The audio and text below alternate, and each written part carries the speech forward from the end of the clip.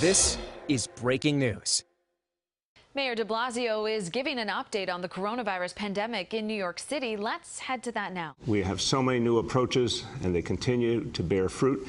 As of today, 9,075,382 doses.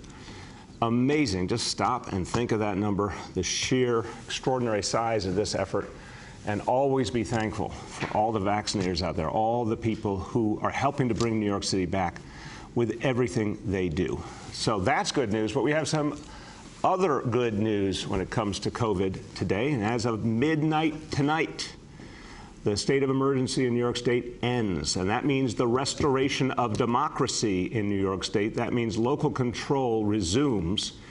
This is something that I stood shoulder to shoulder with county executives and mayors all over the state, Democrat and Republican, upstate, downstate. We all said we needed local control back. The crisis, thank God, is passing. It's time to restore normal democracy. Finally, this is happening, and it's going to allow us to do so much more to serve our people and move our city, and same for cities and counties all over the state, move us forward. So a thank you to all my colleagues in local government, all the county executives, all the mayors, again, Democrat and Republican both, who stood shoulder to shoulder to make sure this day would come. Now, vaccines and the vaccination effort are the pathway to recovery. The vaccination effort is the reason we get to have the recovery. But we also have other important work to do to ensure a recovery for all of us. I've said many times, recovery equals public safety equals recovery. They go together.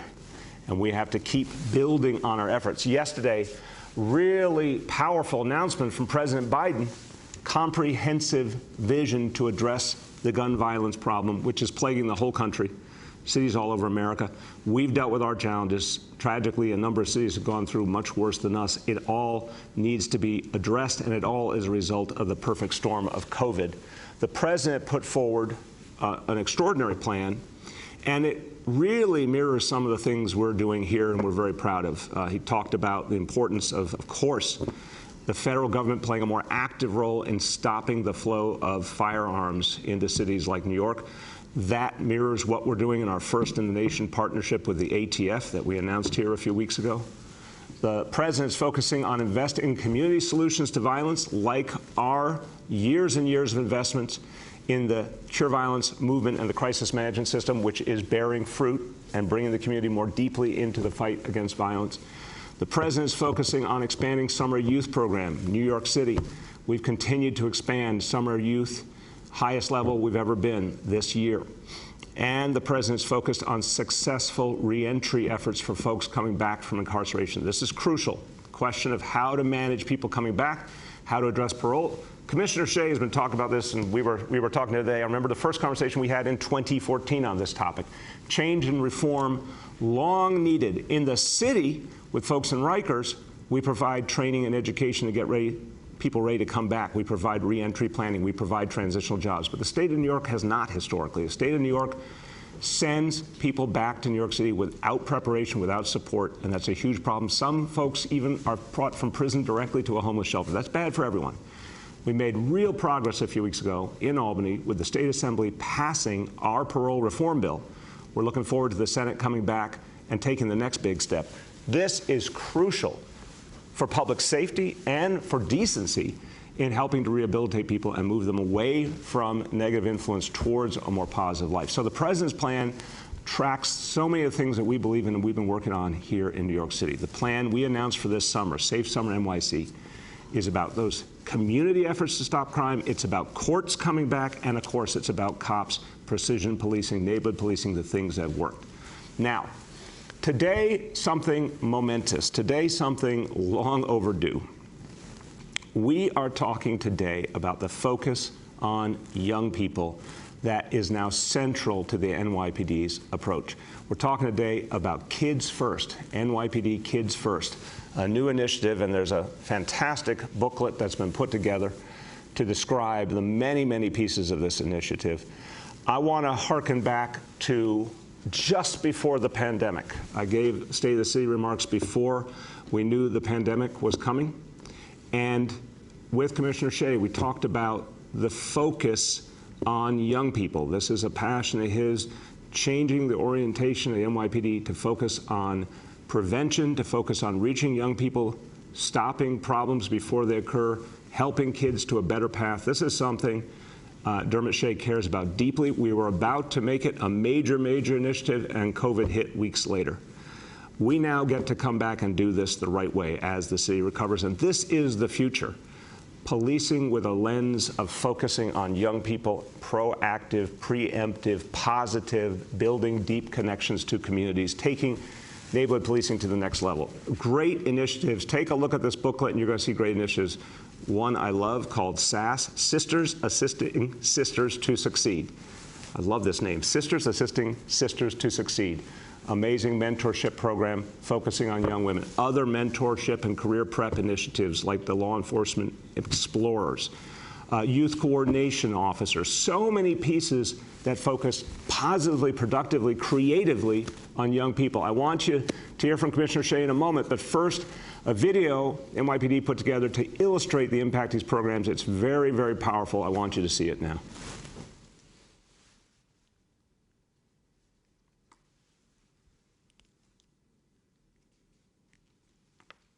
Well, they say there's going to be a video.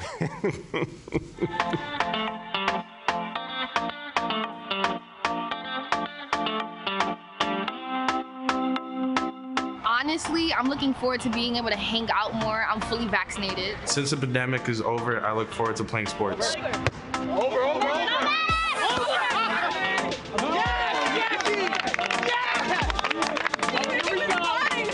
NYPD Kids First is the North Star on the NYPD's path forward. It's gonna be a great summer for cops and kids. So many exciting things going on.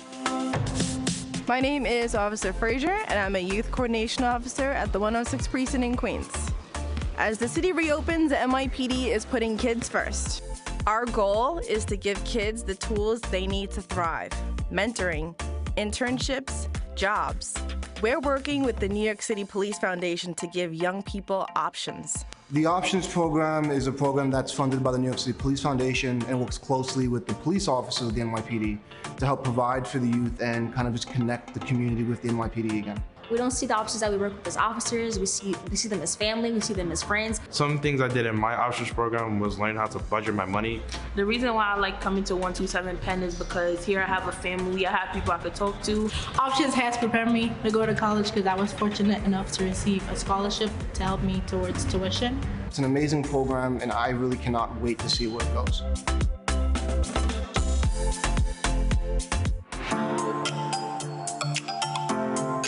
The NYPD Explorer program teaches the importance of higher education, self-discipline, and respect for diversity. Community service projects are a big part of the program. The Explorer program is very fun, and you get to meet new people. Now I have good knowledge on what I got to do as a policeman. I feel like it's a good way to bring everybody together. I decided to become an Explorer because I felt like it was a really good opportunity. I get to see the inside world of the NYPD. I get to learn more about why they do certain things, why they make certain decisions. They teach us about gun violence, gang activity. They teach us all that sorts of stuff, and they also teach us how to prepare for the real world. The NYPD has invested money that they've seized from criminal cases, from drug dealers and other criminals, and invested it back into the communities. We're fixing up 15 basketball courts across the city in public housing and turning them into beautiful spaces for the kids and the cops to play together. Another great program is called Saturday Night Lights. In 100 gyms across the city, there will be a great sports program, free, exceptional, basketball, soccer, volleyball, in 100 different gyms across the city, cops and kids playing together. What we hear from our community partners is it's very simple. If you build it, they will come. In particular, the kids will come. And this is just the beginning, because for the NYPD, there is nothing more important than doing everything that we can to support young people across New York City.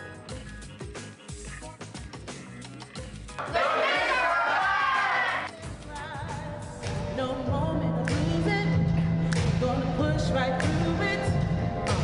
Life will show you just how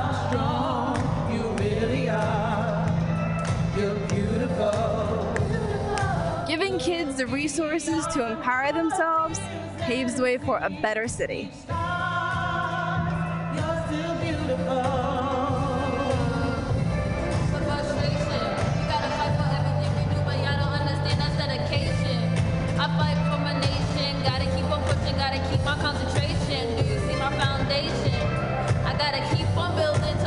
Destination, why I stay hating. Don't wanna see us on the top, but we elevating. I'm waiting for the respect we don't receive. Yeah, I'm running out of patience, got me begging on my knees. Yeah, I don't wanna listen. All you gonna do is tease, bother us. We'll just sting you like some bees with shadies. Then you gon' know what I mean. Then you gon' know what I mean for your queens. Then you gon' know what I mean. You gon' know what I mean for your queens. You don't need to hide yourself from the world. We'll just have to get used to it. That's so beautiful. That is really, really striking, really moving. And that is the way forward. To me, that's the epitome of neighborhood policing. It's taking neighborhood policing to the next level with the focus on young people. I'm going to turn to Commissioner Shea and say this has been a labor of love for him and for so many members of his team putting together this approach that I think is going to make a profound impact going forward. My pleasure to introduce Police Commissioner Dermot Shea. Mr. Mayor, thank you very much, and I'll try to be brief, but I could talk on this topic for a long time. When you look at that video, I can't help but smile. And what I think about is the year or two we've had, and sometimes a polarizing time, but there's nothing polarizing about that video. It's something that really, the common ground that we all strive for, that we're all coming together for, and really, who could argue with putting the kids first? And when you look at that video and it encapsulates really an umbrella policy of what we've been working on in the NYPD for quite a while. I spoke about it at my swearing in, but really I've been working on it for much longer than that. And I have to give credit to many, many people, past commissioners, Commissioner Kelly, Jimmy O'Neill, Bill Bratton. This is a lot of work that has been done already and now built on and coming together. Chauncey Parker, Assistant Commissioner Kevin O'Connor, Jeff Madry, and many others, and all my youth coordination officers across the city. When you see that video, it's much more than sports. You see sports highlighted, but really it's giving kids in this city, in the greatest city in the world, by the way, every single opportunity to succeed. And it's not an NYPD video, it's a New York video. It's with our partners, it's with community groups, it's with, as Chauncey Parker said, redirecting asset forfeiture money, taking money out of our own budget, working with NYCHA, and I could go on and on. Are we doing everything we can for kids? When you see the courts, it kind of brings to the front there that this isn't something that we're starting now. We've been working on this all through COVID. Sometimes we may have been bending the rules and taking kids out and even working with them in that real tough time that they had with schools shut down and things of that nature, but that's the future right there, and I would say that the future is bright. Mr. Mayor? Amen. And Commissioner, I'll be seeing you later on. We're opening up another basketball court later today, and I know it's going to be an important moment for that community. People just love seeing the investment in the community, in the kids. A lot more coming. I want you to hear from a couple of our elected leaders who really care and understand about youth and why we need to invest in them, why investing and supporting young people is so important to public safety. First person I want you to hear from spent several years as the chair of the Public Safety Committee in the City Council. She's passionate on the topic of investing in our youth. And she may, and there's a full count going on, but she may just be the next borough president of the Bronx. My pleasure to introduce Councilmember Vanessa Gibson. Good morning. Thank you so much, Mr. Mayor. You can hear I'm losing my voice. It's a good sign. You're supposed to lose your voice after an election. Good morning, and good morning, Commissioner Shea. Thank you so much. It is truly a great day, and I'm so honored to be a part of today's announcement on NYC Kids First. We recognize June as Gun Violence Awareness Month, which has been an epidemic in our country that really demands our action and our attention. We are in a state of emergency that has claimed the lives of so many of our loved ones and fellow New Yorkers. I have hosted and attended far too many shooting responses and vigils with elected officials, with anti-gun violence advocates and organizations, and faith leaders in the aftermath of an act of violence. This is not normal, and we must continue to denounce violence in all forms. Every New Yorker, regardless of their zip code, has a fundamental right to feel safe in their neighborhood and not have to fear these incessant gun violence. We must be bold and creative and innovative in our approach to identify programs and resources and all of the safe spaces we know that our young people deserve. So I want to thank you, Mr. Mayor, and our Police Commissioner, Dermot Shea, for taking bold action to address the epidemic of gun violence with mentoring, career prep programs, school safety initiatives, and expanding the role of our NYPD YCOs, our youth coordination officers in our communities to provide our youth with so many alternatives to crime, allowing them access and opportunity to be successful young people. I want to thank all of the organizations that have been on the ground, on the front lines, working with us in the Bronx, in our district every single day. This is going to be transformative, not just for the summer season, but also all year round. Summer Youth Employment Program, Cornerstone programs, Beacon, Sonic, Compass. I am particularly excited about Saturday Night Lights because I think it's important to open up our DOE school buildings. All of these measures is a part of our efforts to keep our children safe, to invest in their future, and to make sure that they have recreation, access, and opportunity so they can be safe, as well as giving parents the opportunity to make sure that their children are safe. So thank you so much, and congratulations on the announcement of the NYPD Kids First initiative. I am proud to work with you and walk with you on this journey, and I look forward to a safe summer for 2021. Thank you so much, Mr. Mayor. Thank you so much, Council Member, and good luck with everything ahead. Now, I want you to hear from a member of the State Assembly.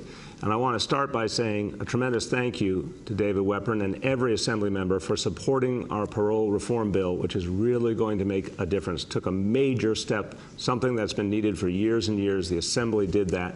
That's going to have a powerful impact going forward when it's passed by the whole legislature. Powerful impact on public safety in the city.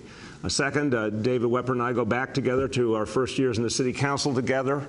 And I know he is passionate on the topic of neighborhood policing and bringing police and community together. So welcome to our gathering, Assembly Member, and we would love to hear from you.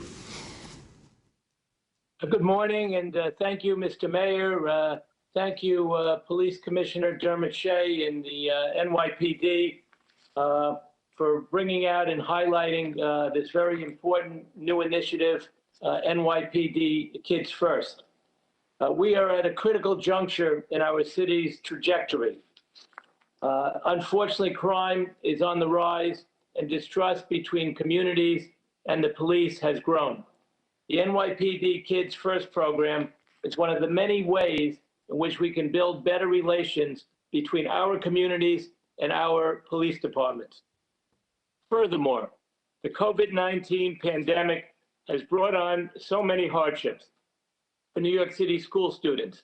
This has been a disruptive academic year, which is where NYPD Kids First program comes in.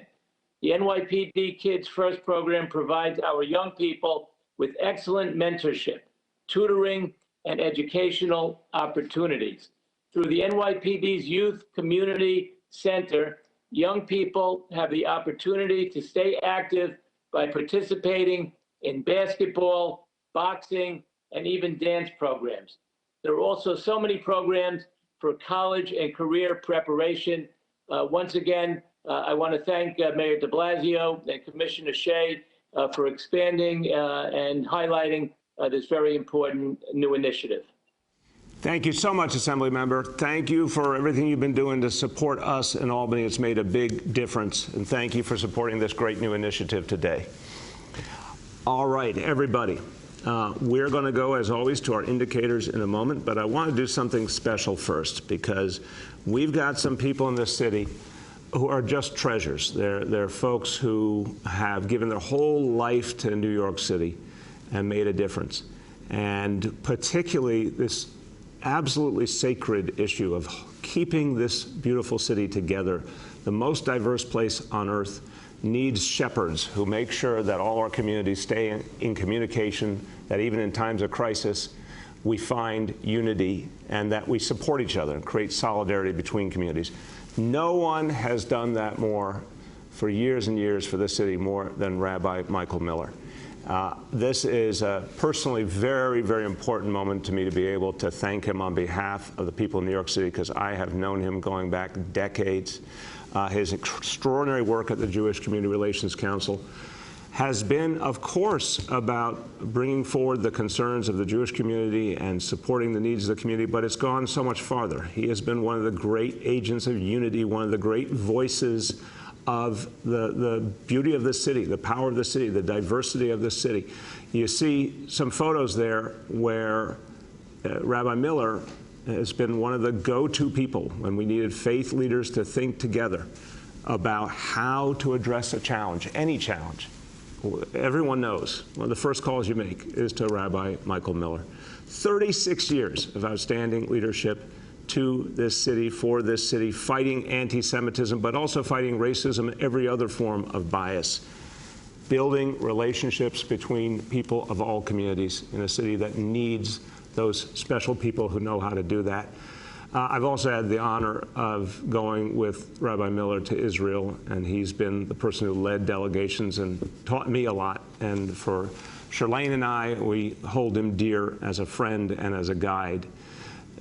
Very recently, one more thing to say, we had the extraordinary challenge of COVID, and within that challenge, the threat to our seniors, and then within that, something that grabbed at my heart, the fact that we had Holocaust survivors in this city who had been through so much and yet survived, moved forward, showed strength and faith, and now COVID was the danger confronting them. We had to reach them. Rabbi Miller is one of the leaders of the effort to create a vaccination drive specifically focused on Holocaust survivors. We reached thousands of people in need. It made a big, big impact. So I want to take a moment to honor this extraordinary work and to wish him the very best in everything he does ahead. And I have a proclamation, which I'm going to hold up, and you're going to hold the other side, and then you're going to speak. But I have one more thing to say. This is my, proclamations, as always, I say, wonderful verbiage that summarizes why someone is great and worthy. But I like the last part. Now, therefore, I, Bill de Blasio, Mayor of the City of New York, do hereby proclaim Thursday, June 24th, 2021, in the City of New York as Michael Miller Day. Congratulations, my friend. Well deserved. Thank you very much. Thank you very much, Mr. Mayor. Great to be with Commissioner Shea as well. Mr. Mayor, as you indicated, we've known each other for a very long time, dating back, sitting here in this building, in the Blue Room, dating back to your service to Mayor Dinkins. Then, of course, as a city council member, traveled to Israel together. As public advocate, traveled to Israel together with, not only with Charlene, but also with Dante. Yes. And then, of course, as mayor. You have shown yourself to be a true friend. Our sages teach us, "Aseh lecha rav uknei lecha chaver." Make for yourself, appoint for yourself a teacher. I've learned so much from you. Also, acquire a friend. Knei lecha chaver. The word chaver, I think, is familiar to many. And you have been just an exceptional friend, an extraordinary friend. There are two major issues for the Jewish community, as you well know, two threshold issues: combating anti-Semitism and supporting the state of Israel. You not only have walked the walk, you've talked the talk, and the other way around too. You've talked the talk and walked the walk. We walked across the Brooklyn Bridge together on January 5th, 2020, against anti-Semitism. And as I've mentioned, and you mentioned as well, we've flown to Israel together on numerous occasions. I am just very humbled to be sitting here at City Hall together with you as my teacher, as my friend. And I hope that I learn many more things from you in the coming years, and that this friendship lasts forever. Thank you very much. There's another principle in Jewish life of hakarat hatov, recognition of good. You have done not only good things, but great things, Mr. Mayor. And my partnership with you, my friendship with you, is one of the things that I'm going to be cherishing for the balance of many years as God gives me. So on behalf of myself, my organization, the Jewish Community Relations Council of New York, all of our leadership, thank you. Thank you. Well, that's very, very kind of you. I think God's going to give you many years because you have more than earned them. But you've been the teacher, you've been the guide. So thank you, but I'm going to turn it back and say, nope, you've been the teacher, you've been the guide, and you've been an incredible unifying force in this city. So, my friend, you couldn't have done better. This is one thing. I'll give you the grade. You get an A+. You could not have done better. Thank you for everything. Thank you. All right. After that, the indicators are a little anticlimactic, but we'll do them anyway. But I want to thank the indicators. You've been a good friend, too, and you've been moving in the right direction. Number one, daily number of people admitted to New York City hospitals for suspected COVID-19. Today's report, 78 patients. Confirmed positivity of 16.25%. Hospitalization rate per 100,000, 0.31. Number two, new reported cases on a 7-day average. Today's report is 175 cases. Number three, percentage of people testing positive citywide for COVID-19. Today's report on a 7-day rolling average, 0.53%. Now, a few words in Spanish, and I want to go back to NYPD Kids First. I'm going to make another plug. Check out this booklet. It's really powerful and really moving. Para recuperar nuestra ciudad se necesita un sistema de seguridad pública fuerte. Hoy anunciamos Kids First, el nuevo programa del Departamento de la Policía de Nueva York para proteger a nuestros más pequeños. Nuestra policía va a brindar mentoría, deportes y eventos comunitarios para mantener a nuestros niños a salvo. With that, let's turn to our colleagues in the media, and please let me know the name and outlet of each journalist. Hi guys, we'll now begin our Q&A. With us today is Rabbi Michael Miller, Police Commissioner Shea, Dr. Katz, Dr. Varma, and Kapel Angani, Counsel to the Mayor.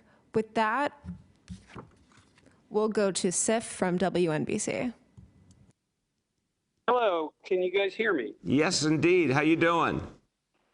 Impressive job by Avery, still calling on me even though I had lowered my hand. So I'm going to honor the system and ask a question anyway.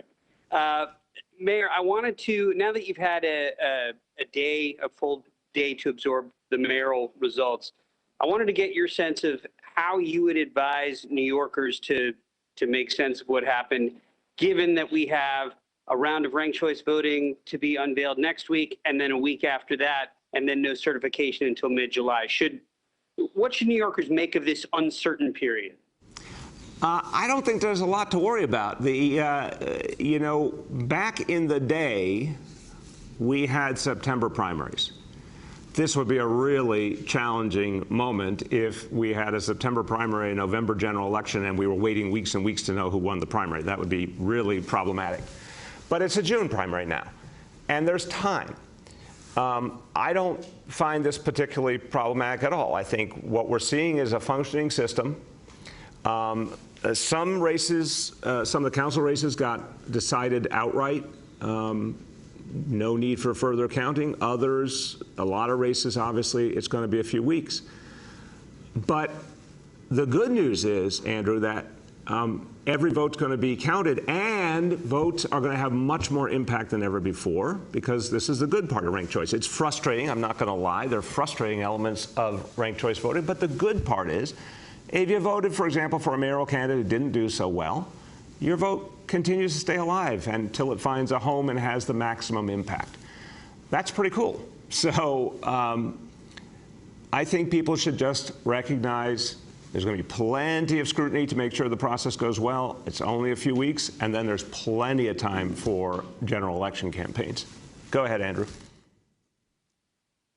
Catherine Garcia team analyzed the results today and reminded folks that with more than 100,000 absentee ballots returned already, and possibly closer to 200,000 by the time it's all done, that she has a viable path to overtake Eric Adams in the ranked choice voting.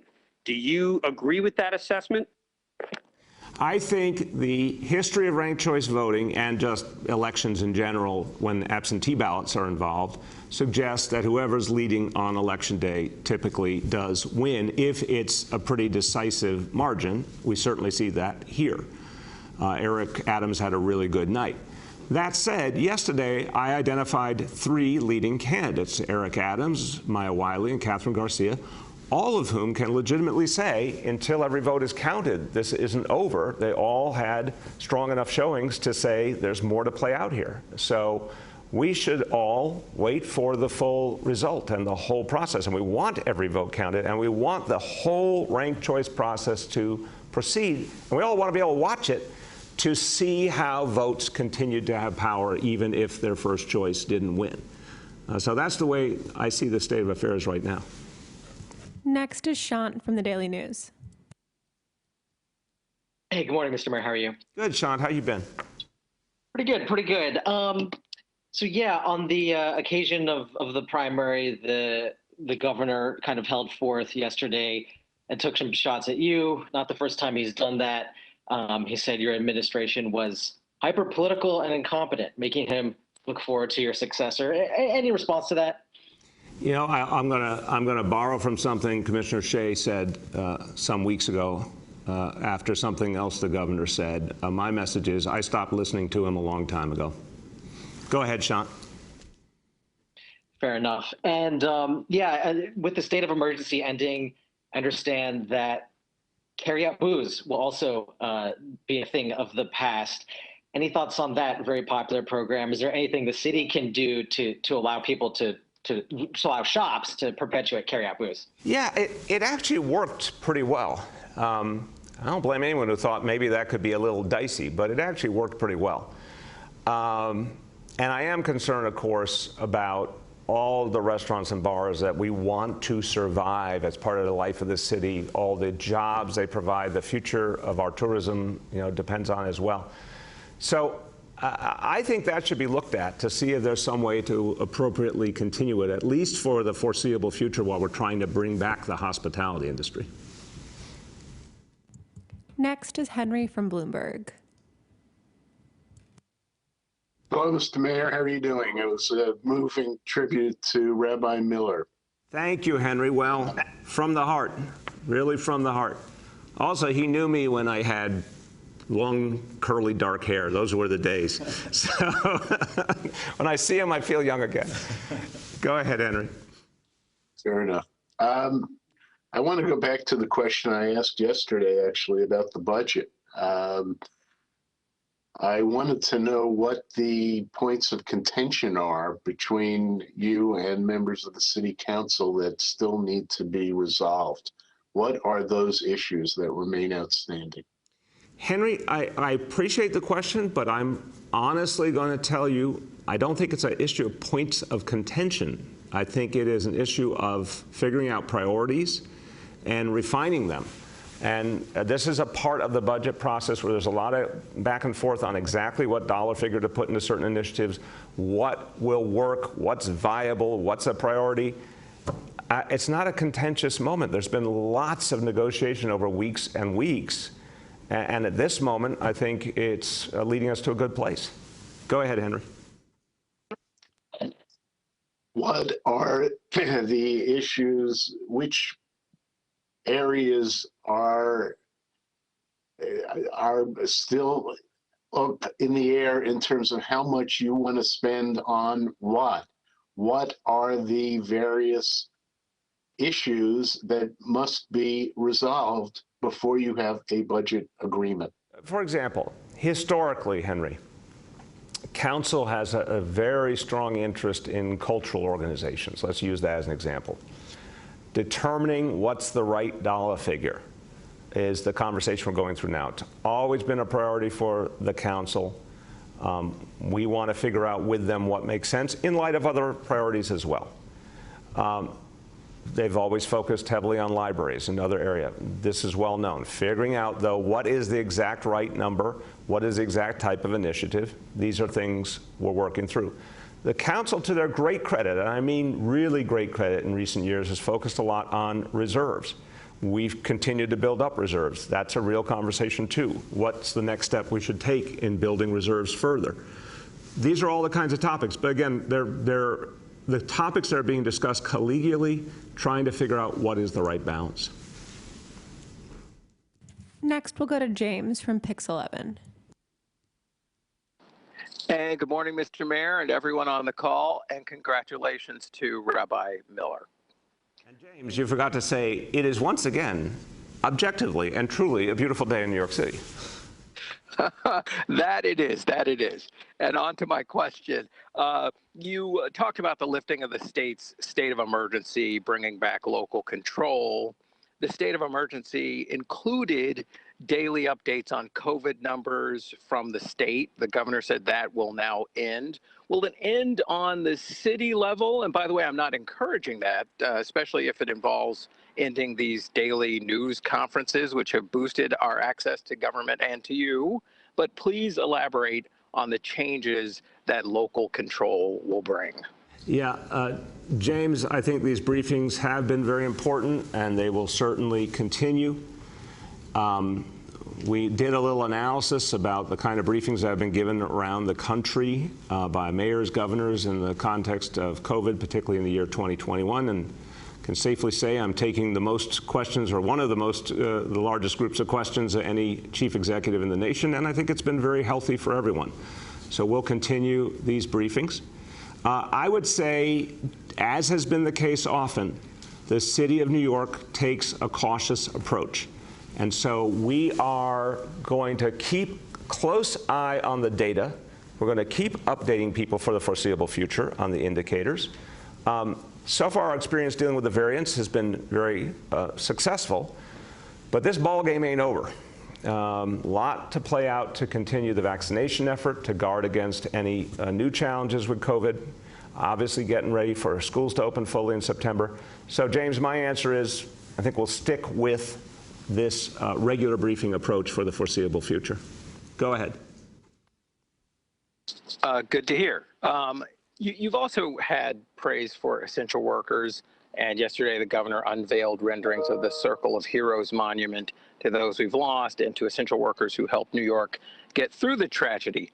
Journalists are not mentioned specifically as essential workers in the memorial, even though we were essential workers and still are. What might you do to single out journalists for our work and sacrifices during the state of emergency, during the pandemic? It's a great point, and I really want to say I appreciate how many journalists went out there, put themselves in harm's way, got people information they needed. It was often very tough to do during COVID, but you and so many of your colleagues did the work that was needed to help the people of the city. I want to thank you, and that needs to be recognized in our Hometown Heroes Parade on July 7th, and we will do that in other ways as well. I think it's really important to understand, and, you know, we talked about this, James, along the way.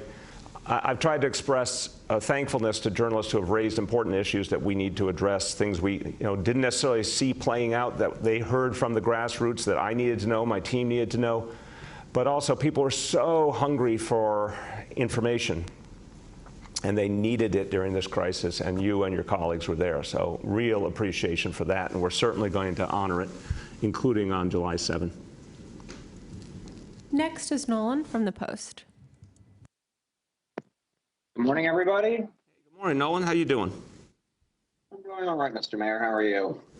Good. I had some extra coffee this morning in honor of you. Well, I appreciate that. I hope you got it from a local coffee provider. That is always the goal. Is there a plan to save/revive the Woolly, or are we going to be stuck going to the 5 and dime for the foreseeable future? Wait a minute. Is there a plan to what? The Woolly, the coffee shop. The Woolly. Okay, we're moving on. Fair enough. You had nice words for the president's announcement on crime and guns yesterday, which will give the city some latitude to redirect COVID funds towards public safety. How much money are you guys planning to move, and to which programs? Well, we just heard the announcement, Nolan, so that's something we're going to work through. The direction of the president's plan is absolutely right, and I'm very appreciative to President Biden for what he's doing. And we're going to look now at what those resources could mean for us. What we do know is a lot of the approaches that we're investing in are having an impact, and will have more impact as they grow. And this is only going to help us. Absolutely. Go ahead, Nolan. All right, and I guess just something of a related matter, you said yesterday that it behooves the council to tweak the ban on chokeholds that they passed. I believe it was last summer. You did not mention that this. Wait a minute. Make sure we understand. You're saying the legislation. The diaphragm bill. Right. The diaphragm bill. Right. They passed. Then you signed. The court struck it down. You said that it behooves the council to take action to fix it. You made no mention of an appeal. Does the city plan to appeal that ruling? And if not, why not? Nolan, we want to just get the legislation amended to address the concerns raised by the court. If we can do that quickly, and I do believe we can, then there's no need for an appeal. So that's plan A here. Let's just fix the law. Next is Ravain from Hamodia. Good morning, Mr. Mayor. Eric Adams, we know that he opposed the defund movement and also, supported a modified version of stop and frisk. 3 of the top 4 finishers actually opposed many of the more liberal police reforms. What do you think the results of the election say about what New Yorkers want from their policing? I want to again, because this came up yesterday, on what Eric has said on stop and frisk, and I've looked at a lot of what he said, not just this year, but years and years before. I really think there's a little bit of looseness in how people are interpreting it. He has said consistently that the previous policy, the unconstitutional and broken policy of stop and frisk in the previous administration was wrong. He was one of the leaders in the effort to get it changed. He's also said that when used properly, constitutionally, appropriately, it is a valid policing tool, but it's one you use sparingly. So I really think it's important to be fair to what he has said historically on that. I think what the election results say, Ravain, is that people want balance. They want fair policing, respectful policing. They want to make sure there's not discrimination. But they also want safety. They want to know that when they need help from a police officer, there's an officer going to be there. They want to make sure their communities are working with the police. That's what the vast majority of New York City residents want. And that's why I think neighborhood policing, as we found for years, represented the vast majority view of the people of the city. Neighborhood policing epitomized what the vast majority of people wanted. And I spent a lot of time in working class communities around the city and communities of color around the city, and that's what I heard overwhelmingly. Fair, respectful policing is what people want. Go ahead, Ravain. So it looks like at least one DSA candidate won the council race, possibly more. I'm wondering what you think of that and what you think of the DSA movement in general. What was the last part? Sorry, the DSA movement. I think the underlying principles are ones I feel a lot of alignment to.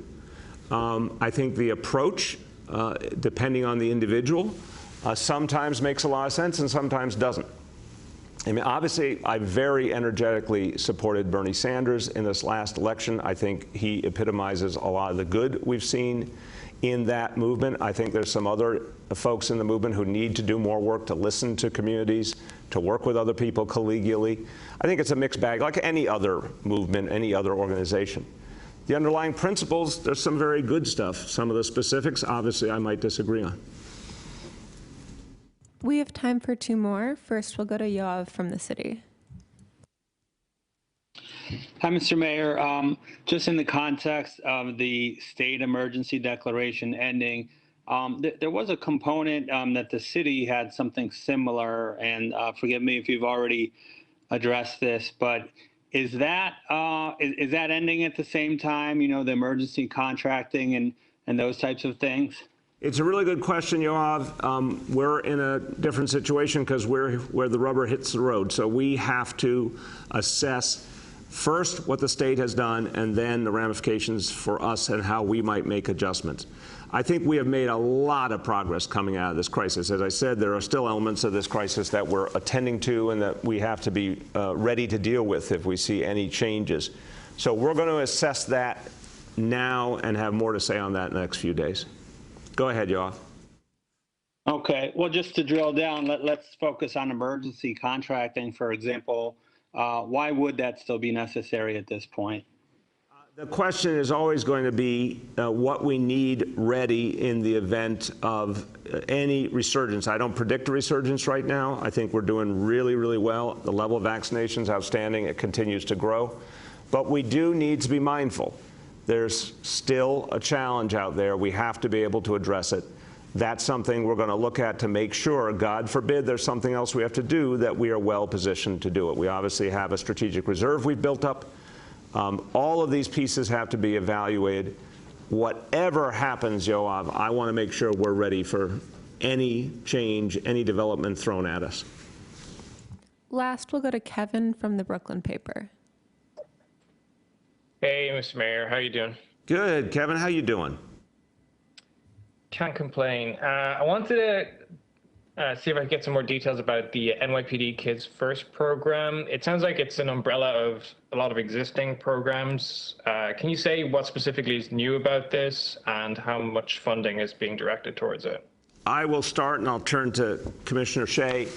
Kevin, look, I think the best way to think about this is it is a shift in orientation.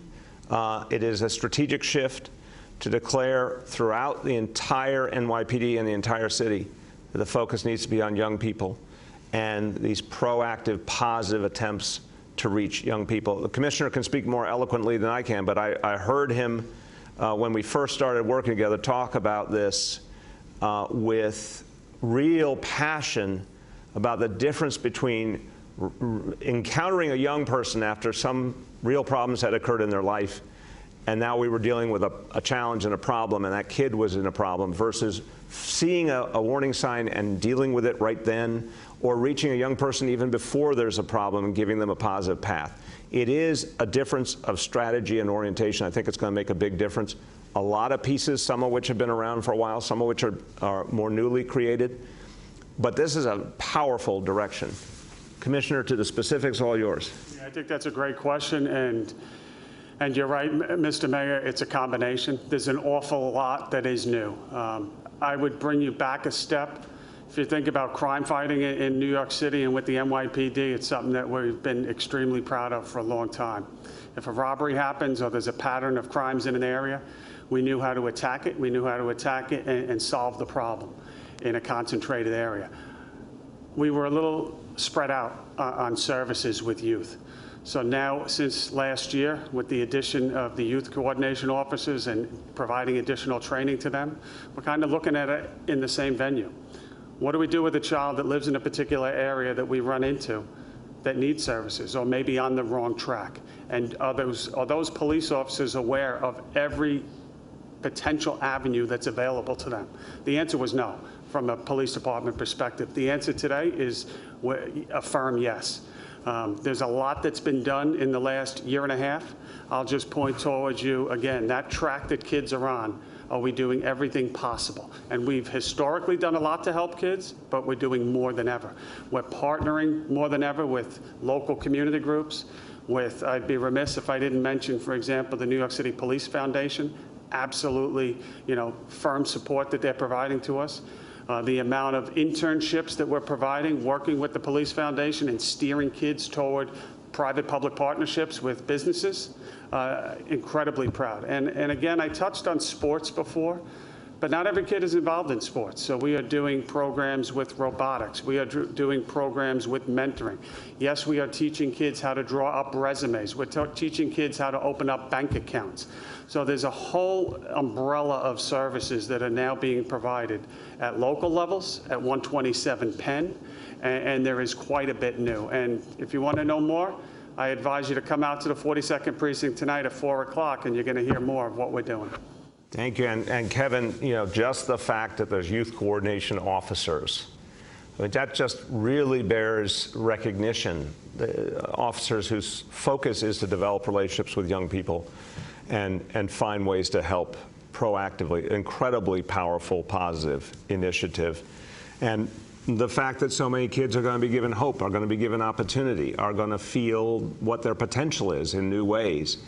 What better way to avert problems and crisis than to reach a young person and actually show them their positive potential? I think it's really, really powerful. Go ahead, Kevin. All right. My other question was how much funding was going to go to this initiative. You haven't answered that. How much? Sorry, Commissioner, I know a lot of this was from existing resources and from asset forfeiture. I don't think there's many new needs because you're using existing funds, but please clarify that. That's correct. We're using existing budget within the NYPD and shifting resources. That, I'm sorry, on the basketball courts and activating public spaces and even larger planned things that Chauncey Parker in his great mind is envisioning. We're working with a number of agencies. That's where we're redirecting some of the asset forfeiture money, and we're trying to organize a movement to get donations to see a few things come to fruition. and I would strongly urge folks to get involved in this Kids First approach and support it in communities all over the city. And as the commissioner said, 4 o'clock today will be a great example of this approach coming to life. So bottom line, recovery equals public safety equals recovery. These pieces go together hand in hand. This is how we bring back our city, and this is the kind of thing that's going to make a huge difference. Thank you, everyone.